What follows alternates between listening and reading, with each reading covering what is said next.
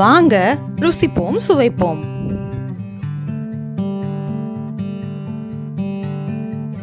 கேசரி செய்ய போகிறோம். நம்ம எப்படி செய்யலாம்னு பார்க்கலாம்.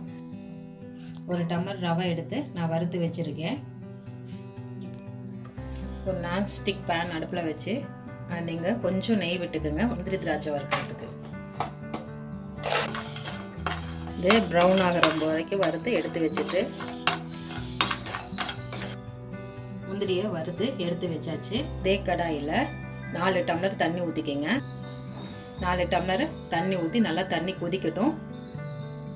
இதில் ஒரு சிட்டிகை உப்பு சேர்த்துக்குங்க. ஸ்வீட்டுனாவே கொஞ்சம் உப்பு சேர்த்துனோம்னா அது கொஞ்சம் டேஸ்ட்டாக இருக்கும். நான் பால் ஊற்றாமல் கேசரி செய்கிறேன். ரவை போட்டு நல்லா கலந்து விடுங்க. கட்டி விழுகாமல் கலந்து விட்டுக்குங்க. கேசரி பவுட்ரு கொஞ்சம் கலந்துக்குங்க. நல்லா கலந்து விட்டுட்டு இன்னும் கொஞ்சம் திக்காக ஆகும்போது நம்ம சர்க்கரை போட்டுக்கலாம்.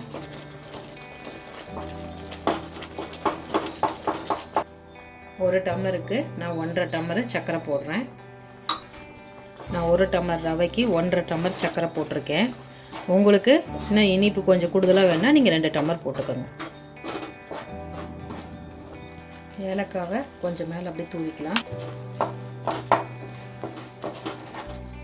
முந்திரி போட்டுக்கலாம்.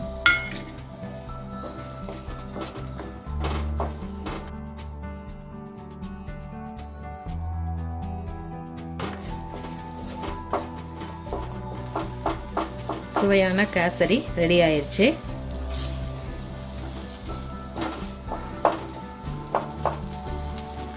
நீங்களே இதை உங்கள் வீட்டில் செஞ்சு பாருங்கள்.